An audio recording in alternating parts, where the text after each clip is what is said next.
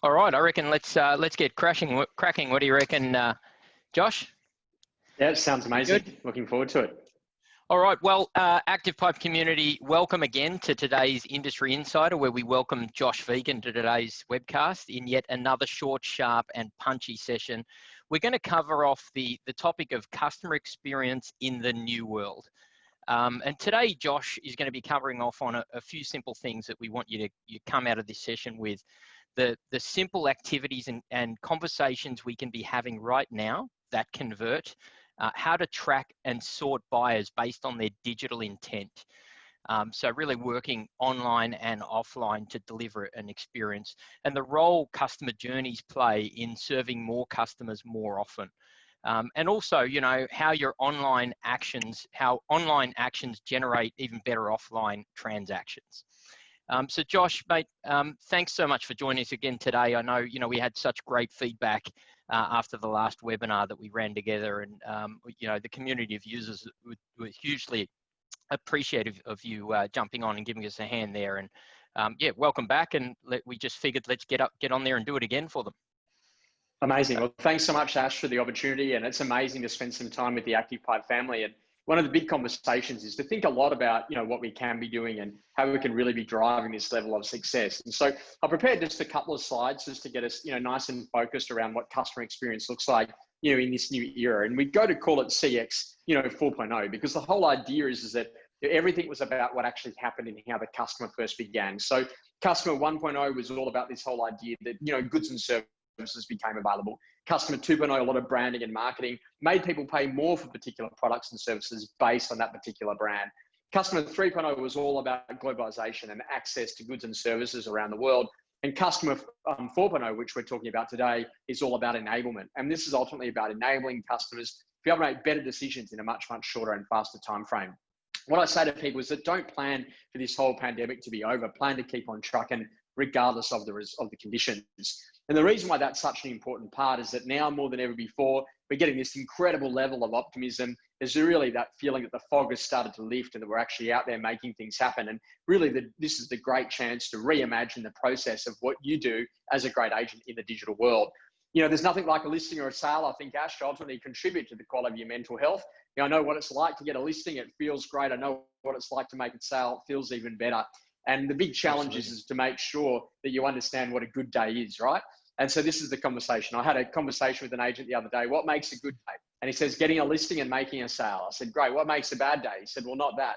I said, well, in that case, it probably means you're going to have about 30 good days a year and about maybe 330 or so days that maybe aren't so good. So we've got to change that methodology and get the idea to think that a good day is where you make progress, making progress in your business, designing a better system and way to be able to deliver a customer experience. At the end of the day, we're determined by the size of our thinking. And, one of the biggest challenges in our industry is that we tend to literally just use the templates that we're supplied. We tend to just copy what the competitor does. And it's one of those industries that literally, when the good news spreads, it spreads everywhere very fast. And what the lesson is that if you really want to stay out in front in this business, you've got to make sure that you're innovating in a way that the customer actually cares about to deliver a better quality customer experience. At the end of the day, I say to people, never judge a customer on a single sale, instead of their lifetime value. I think that this is a really important conversation, that what we're really doing with the usage of technologies to be able to amplify the quality and consistency of the communications and be able to make sure that we're getting in touch with those people whose intent has actually changed based on their actions in the digital environment. And this is a really important part to be able to understand what are people doing online and how can we go to work with them in the offline environment, which is where we'll actually see the listings and the sales and the income production happen. At the end of the day, capacity is really a state of mind. And what technology allows you to do is to rapidly scale the delivery of that service. One of the big conversations around capacity is that I always say to people is that, if you don't think about how automation can help you to be a better real estate agent, then you're going to be stuck into a position that you're going to be doing a lot of administrative tasks, a lot of marketing-based tasks, rather than having systems that can actually go to work that result or outcome for you. At the end of the day, results come in the proportion of the effort that you apply. And so if you make a decision to apply your effort in the digital sphere, obviously you're going to get results in the digital sphere. If you don't apply efforts in that way, you can't open up that lead source. And so I like to play both sides of the transaction. I like to make sure that I'm very good in the online environment. I like to make sure that I'm very good in the offline environment. And if you can get both of those things happening at exactly the same time, then you've got a stellar business model. And this is a really important conversation. So today's about getting your mind in gear and getting you focused about the things that you can be doing. And ultimately, you won't grow where you don't go. So if you don't go into the digital sphere and understanding what it is that you can do and what is empowering in terms of the technology and its capability, then you're going to get yourself into trouble pretty quickly.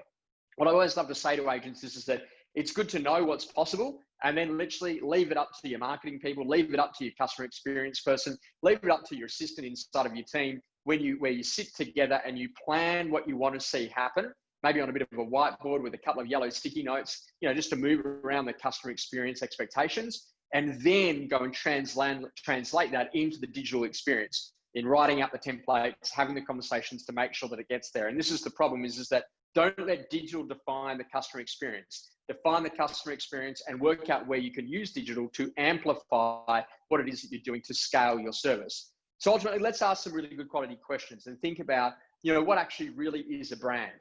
Well, a brand is ultimately a set of customer moments that are either carefully and beautifully curated or not. And this is such an important conversation. It's like you walk into the building and they've got that little plastic slip that you can put your umbrella in. They're thinking about that customer moment. You're in a position that all of a sudden you walk into a store, and you see that a lady goes to place a handbag, and rather than putting it on the ground, they have a little stool for it to be sat on so that it doesn't have to sit on the ground. So there's a whole set of customer experiences that people are ultimately thinking about. And this is what you got to think, that in being a great real estate agent, how do we actually make sure that we can be able to deliver on that experience in a much, much better way? Really, an experience is either remembered or forgotten. And so either this was a really good experience, and this is what, where we're going to continue to want to go and get that, or this is kind of like a forgotten experience. It didn't really even matter. And I think that the secret is that what they're going to have a look at is that how do you actually make sure that an experience is memorable, is that it actually ticks the boxes. And this is the secret. I don't know about you, Ash, but I'm one of those people. I tend to go to the same cafe, the same restaurant. I tend to order the same thing from the same waiter at exactly the same time at the same, and the reason why I go there is because they're really good at what they do. And this is an interesting conversation because now when you think about it, a lot of these businesses are going to need to try to get back their previous customer bases where they haven't been able to serve them during the period of COVID. Now, as a real estate agent, what you've got to think about is that a lot of us probably haven't been serving our past clients. A lot of us haven't really thought about the automation that we could get in play with our buyer work. And if we could understand how to do that, then that would actually produce a better quality call list of people to be in front of. Now, at the end of the day, it's about every interaction that we have. So when we meet someone at an open home, what happens next? When we do a callback, what happens after that? When someone clicks on an email and is interested in a property, then what happens? And this is about learning about the power that we can use digital tools to assist so that we can have better quality human moments and human touch points. Now, as a part of that, there's this thing that we go and call the online and the offline experience. And really, that's just now the same for the customer. It's just one experience. And so this is the idea that if you go and you have a look on a website, that you expect to be able to buy that particular item in store. When you go in store, you expect to be able to see the things that were online. And this is the whole conversation is that we see no difference in those spaces anymore. And this is a really important conversation that now we just have an expectation that everything is going to be available in that online experience. Now, this is exactly the same style of conversation because what we wanted to be doing is to learn how to track and to build better quality customer journeys. So what I said to the guys is that, in witnessing how people are using the system, there must be better ways to go to interact. And so one of the things that we did, inside of ActivePipe, when we had a chance to, get into the hood and have a quick chat with you guys to say, hey, how do we think we could make it a little better, was to move to how do we make it so that when we put our property listings inside of that email, to actually request an inspection, to actually drive more customer interaction. And this is, just that little button, they just click on it just to get them to think, what, actually, no, I like that. I want to request the inspection straight away.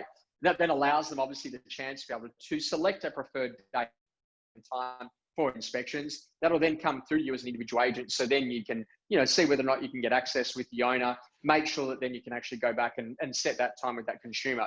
And this is a really important part, is about learning what it is that we can do to try to, speed up the quality of the conversation, to speed up the customer experience, and to encourage them to move forward into private appointments. I think that this was one of the big lessons out of COVID, that when open for inspections were illegal, a lot of people really saw a lot of value in those private appointments. Agents were reporting better qualified buyers, more committed consumers, people that were in a position to do a deal or a transaction, deeper relationships that resulted in more market appraisals and listing appointment opportunities. Now, as a part of that conversation, what you can do is that you can really get in and have a look at the reporting on every single one of your emails. And this is what I said to a lot of people is that you want to be tracking to see what actually is happening inside of the business. So when does the email get sent? How many people have actually opened that particular email? And then ultimately, what properties were people really looking at?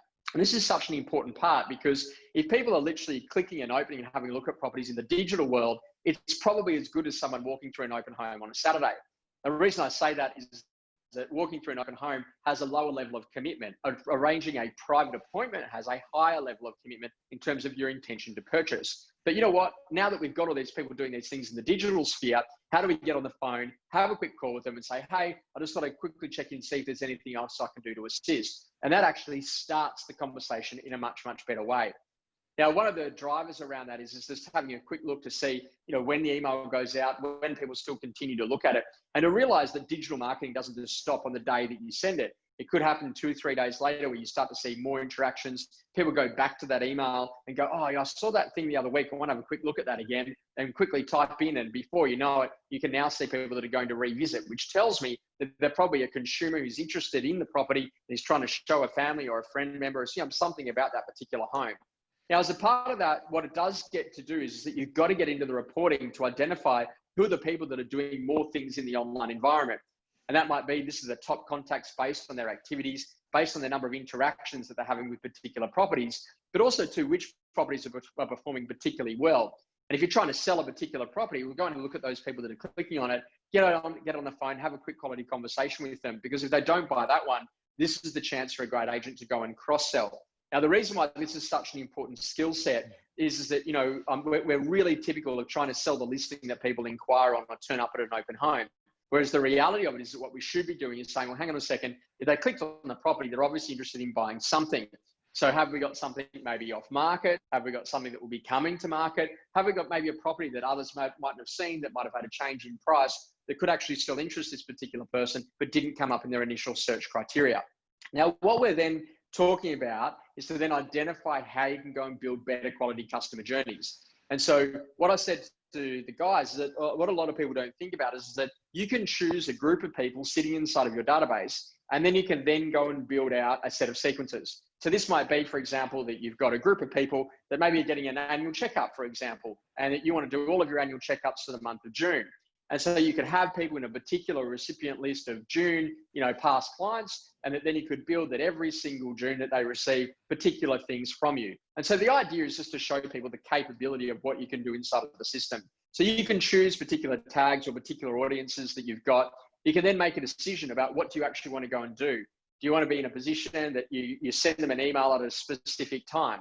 So, directly after that, on the first day of the month, I send them an email to say congratulations. Off the back of that, I might go and do something else where I say, if they click on a link, then do this particular thing. If they don't open that email, then send them another email. If they're in a position that they wait 2 days and then literally go and send them something else. And so if they do click on that particular link, then maybe make sure that we then go and send them another email. So what the whole idea is that what people are doing in terms of the interaction, we can build out that entire customer experience. And so as you can see here, the guys went pretty crazy, pretty quick, with all the different things that you can go and do.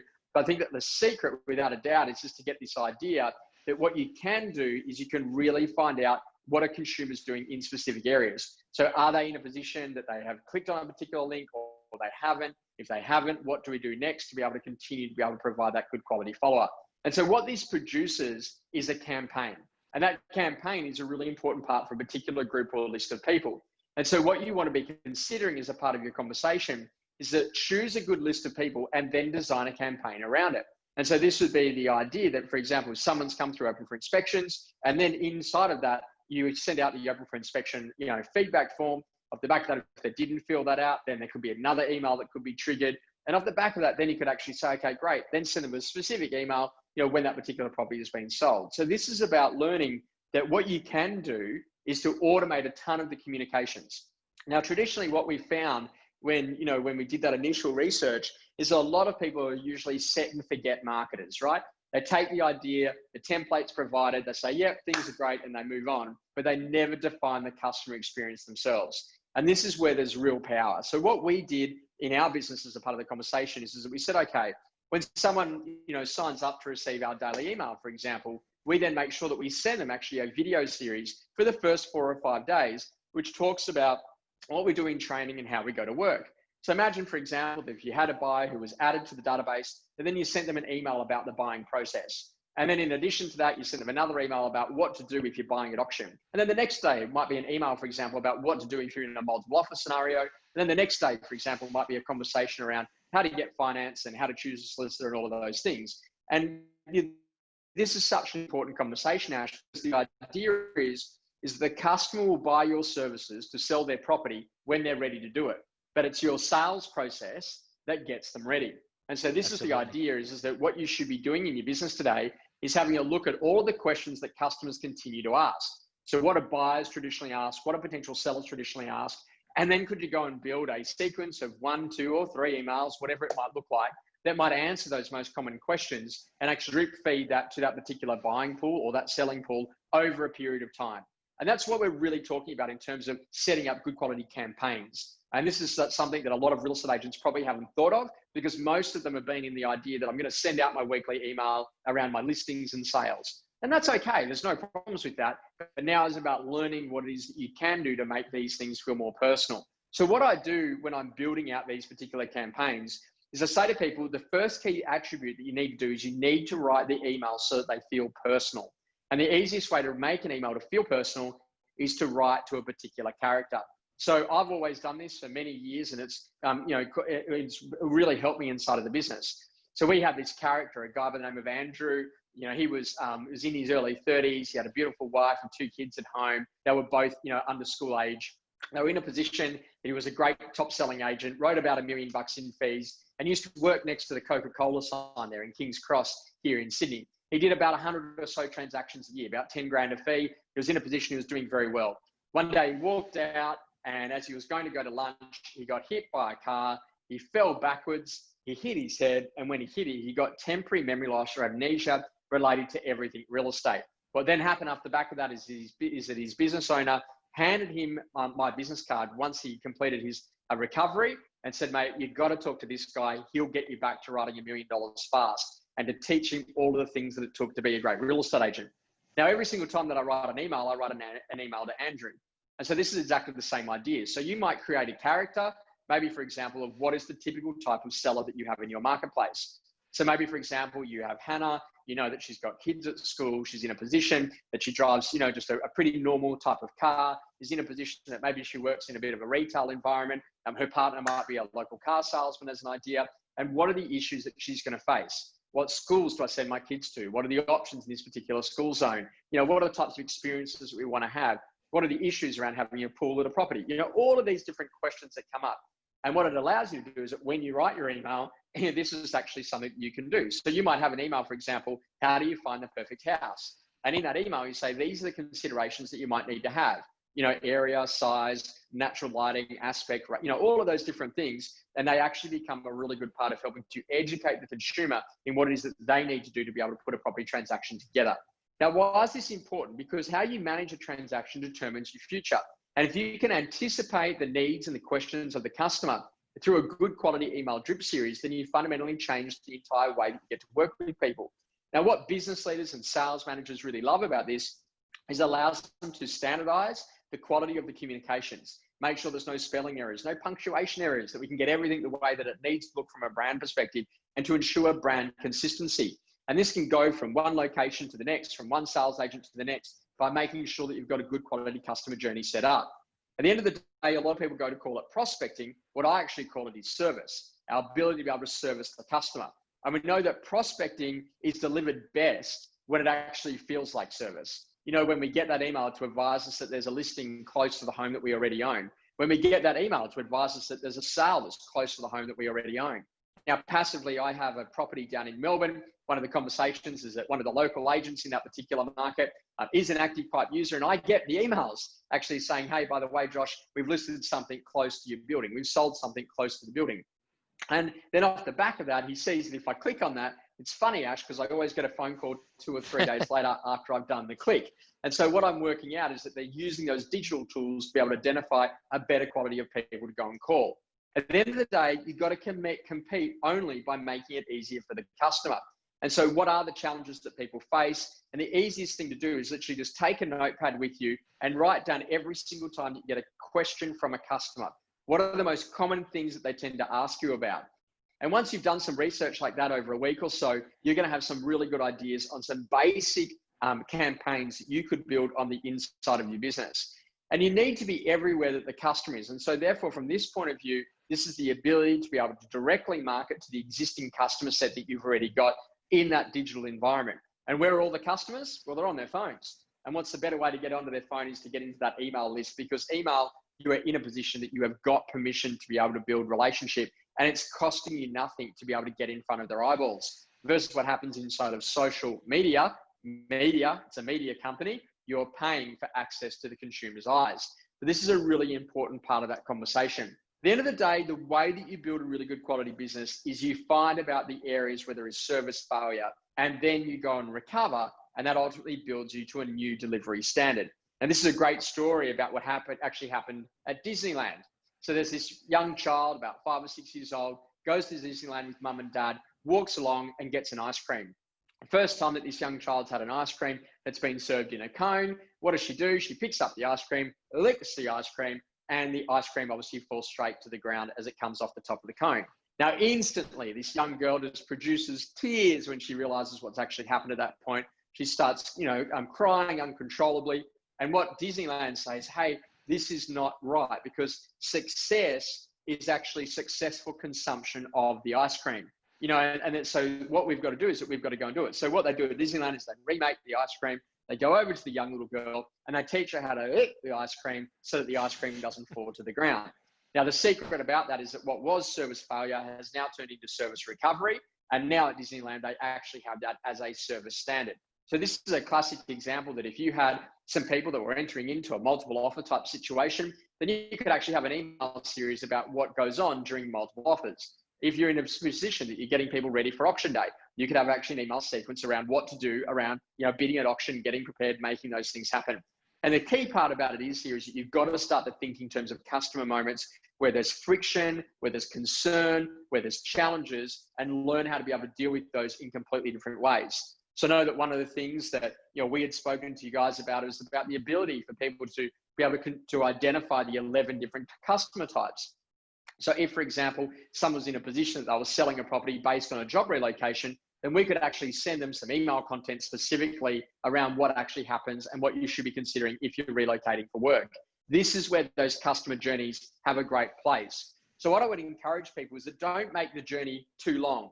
Think about a very short sequence around solving a real world customer problem. Make sure it's got a really clear call to action. Make sure that you understand what the availabilities of the different automation tools that you can do, that you can build out in using those customer journeys. And ultimately, the secret of running a great business is to always take care of your customers. And this is the key thing that I get people to think about. Today, you've acquired some knowledge. Then what you've got to go and do is that how do you take this knowledge and expose yourself to more clients more often? Well, if you go and put the request inspection, now you've got a bit of a chance to get back in front of more people more often.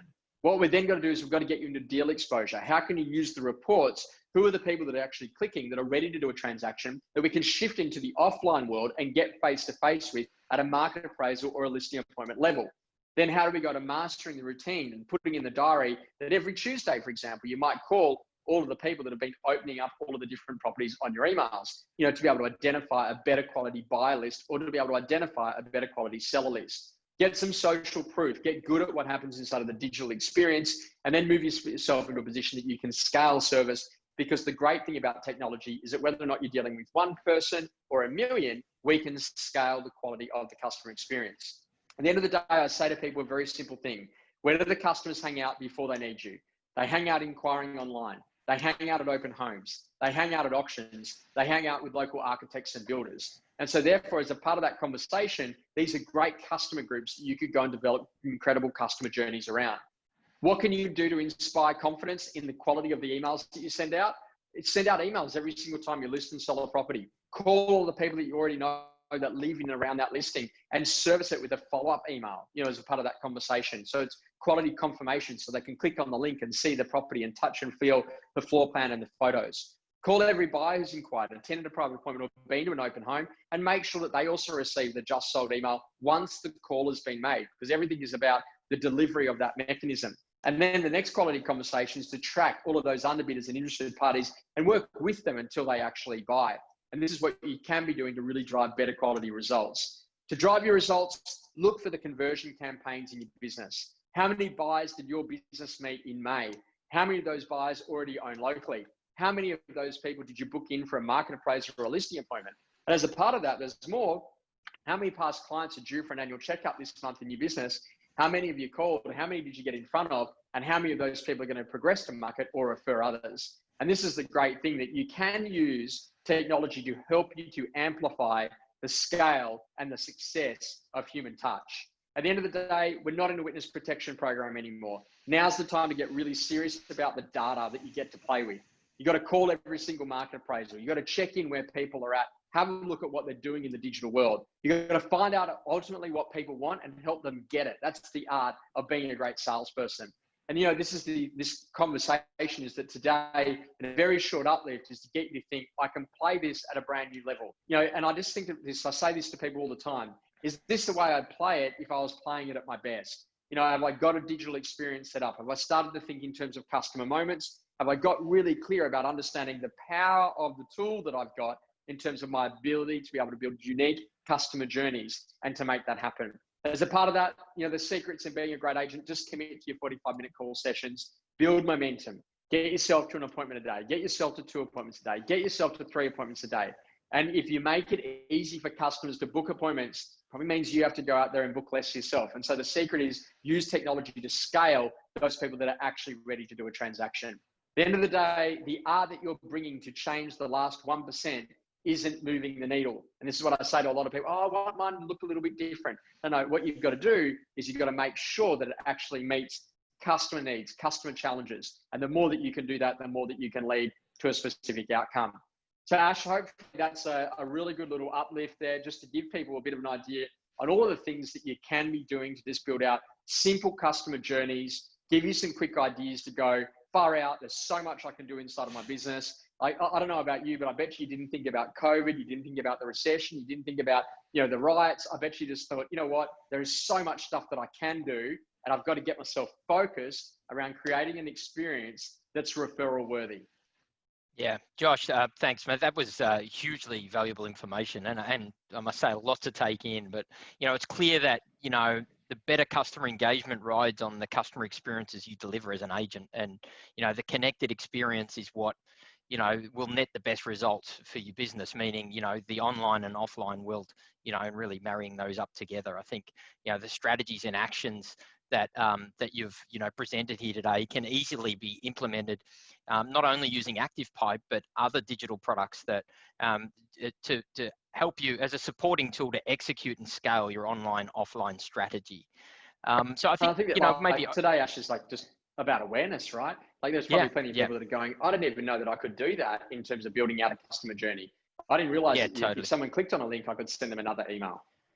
Yeah, exactly. I just open up to some Q&A now for people that are in. We've got hundreds of people on the webinar here. If anyone's got any questions, just pop them through. And if we don't get to them right now, we certainly can get to them after the webinar. We always follow up with a good Q&A list. So feel free to just ask away. I don't have any particular ones here yet, but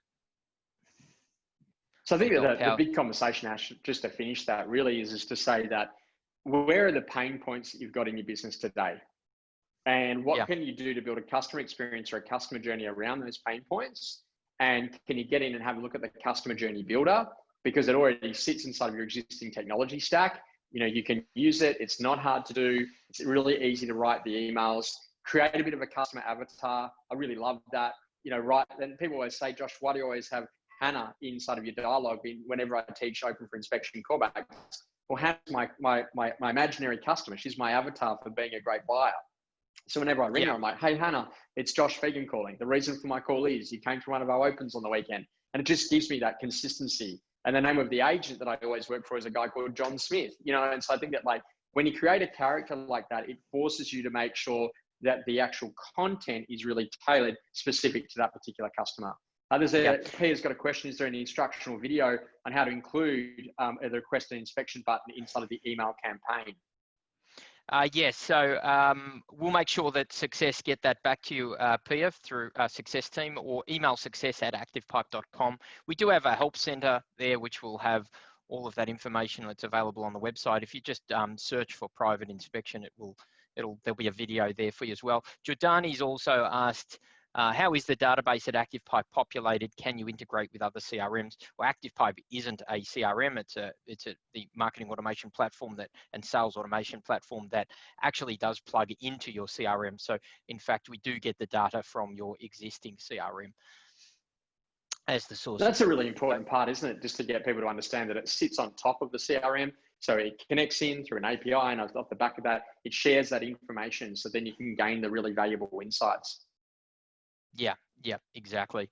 So look, I guess, that's a wrap up, and we'll get some of these questions answered definitely after the webinar. There's a few flowing in, but one thing I just wanted to kind of cover off is, I recently read some research done by Salesforce, and it's exactly, to the point that you were talking about earlier, Josh. 73% of customers expect companies to understand their needs first and foremost. 62% of consumers expect companies to adapt based on their behavior.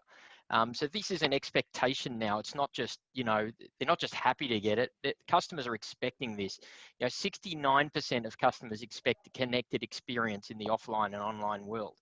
And, the experiences that you deliver is what will generate greater consumer engagement for your business. The average consumer or average person spends just short of 7 hours online each and every day. That's a hell of a lot of time and a huge chunk of their time. And you need to be available to leverage this and, understand their online behaviors to then drive your offline interactions. I think that's an extremely powerful strategy that you've covered off today, Josh.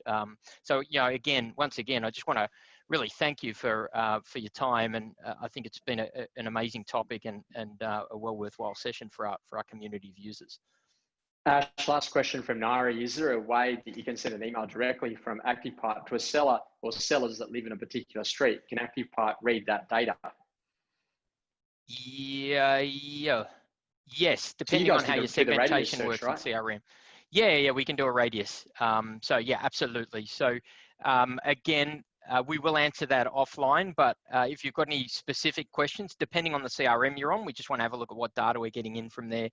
I would be emailing success@activepipe.com. Henry Osborne, who heads up our success team for ANZ, he will have one of his team members onto that really quickly for you. But yes, there are many ways to do that within the platform. Awesome. Well, yeah, thanks, Josh. I mean, it's been an awesome session, so I really appreciate your time. Amazing. Thanks so much, Ash, and thanks so much for all of our attendees. As always, hanging out with the ActivePipe team, or if you need to see us, we'll be on socials. That's where you find us. All right. Cheers. Thank you. Thanks, team. Cheers.